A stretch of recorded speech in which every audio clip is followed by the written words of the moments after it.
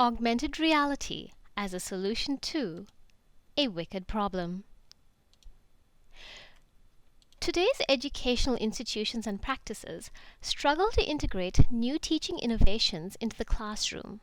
The challenge has been so great that it's recognized as a wicked problem. This issue is partly contributed to by teaching institutions and is intensified by the rate at which technologies are invented and adopted by people. This problem can be alleviated if emerging technologies are integrated into current technologies like computers and mobile devices, so that their presence and consequent use by the working population becomes pervasive. Further, the integration would result in the evolution of the host technology.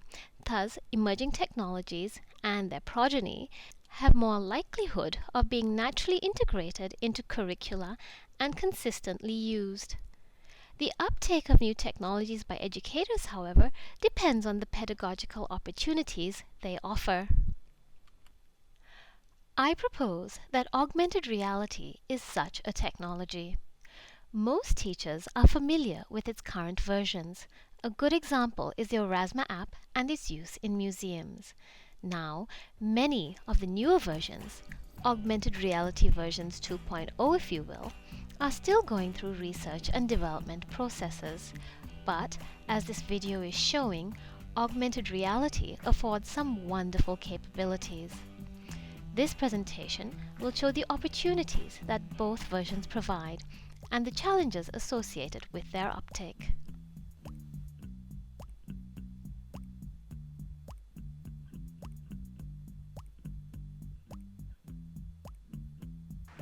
Thank you, MIT.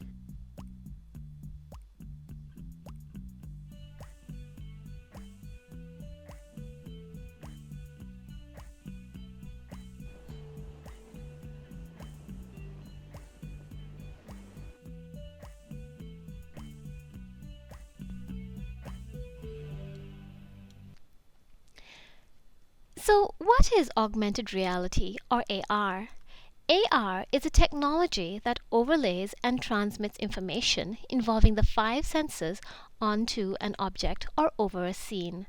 This is a big drawcard for educators, as students with varying abilities can increase their chances to learn. The objects include stationary devices like computer screens, mobile devices, head-mounted devices, and eventually the eye itself. It works by having an image detected on a computer via a marker, or the image. The image then has an algorithm applied to it, which allows the computer to retrieve information about it from a database, and information is then overlaid on the object. The next generation of AR technology is wearable, and seamlessly integrates objects with the environment, human movement, and technology. The technology commonly relies on a small computer, its webcam, and a mini projector, allowing people to gesture, touch walls or palms in order to access or input information and store it into a computer. GPS technology can also be integrated.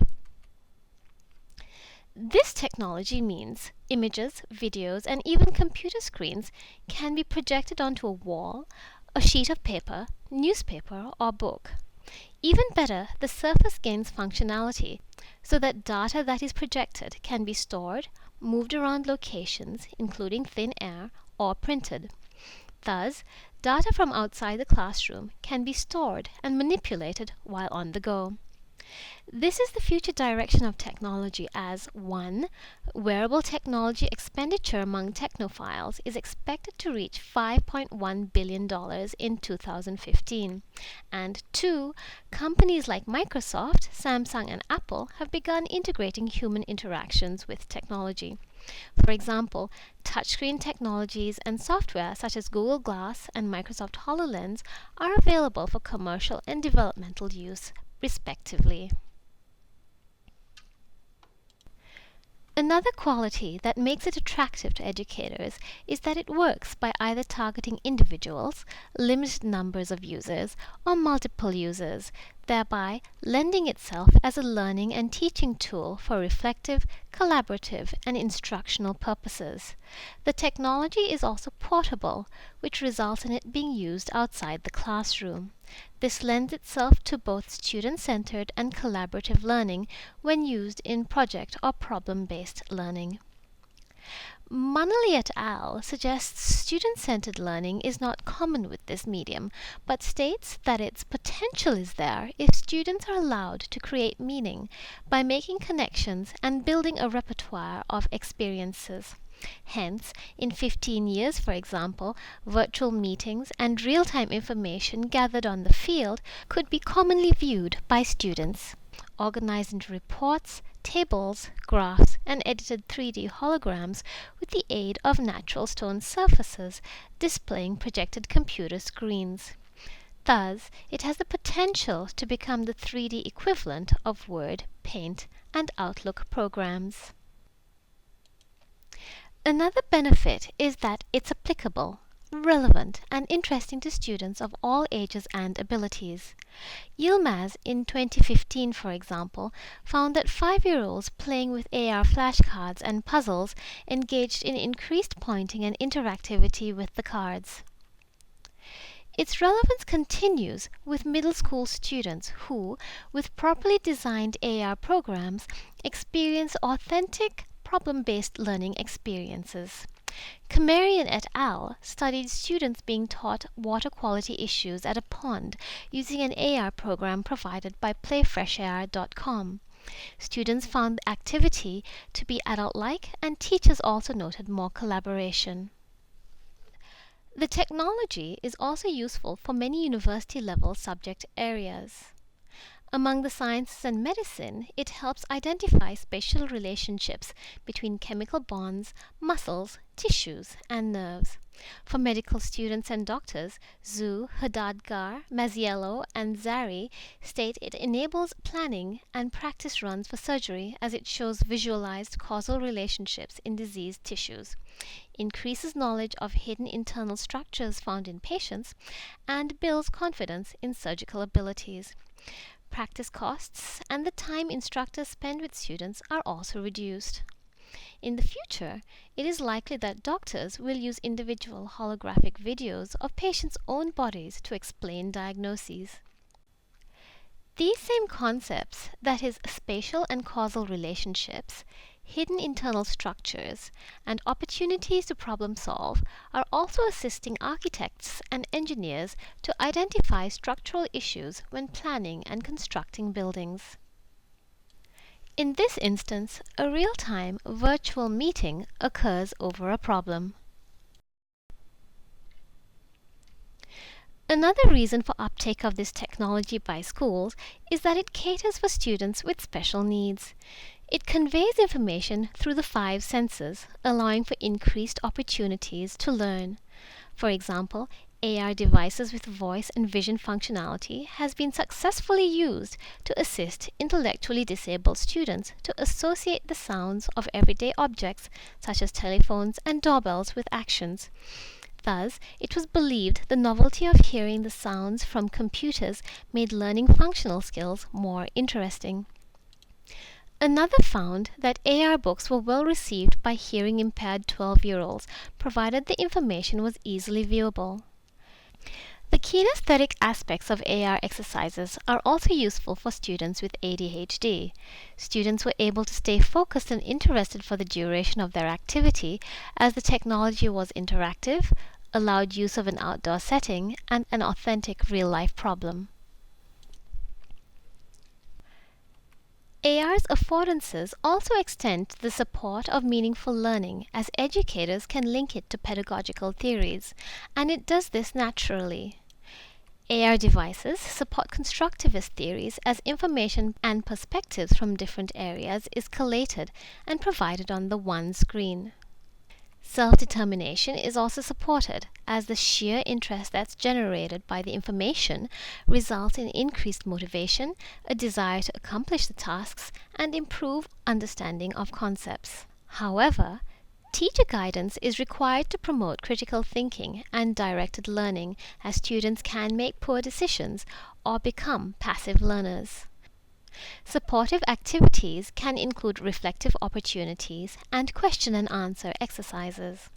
Also, the AR activities chosen by the teacher means the teacher can gauge the level of understanding among students, adjust lesson plans, and engage in just-in-time teaching. Thus, AR's ability to support pedagogical theories means that it will be a technology that facilitates teaching practices.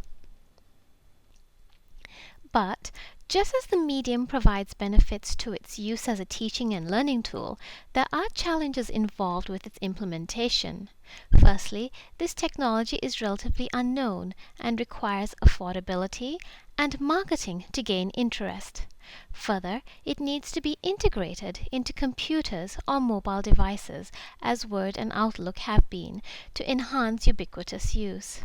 This may be the best option of integrating emerging technologies into classrooms, as educational systems are quite slow in their uptake of technology.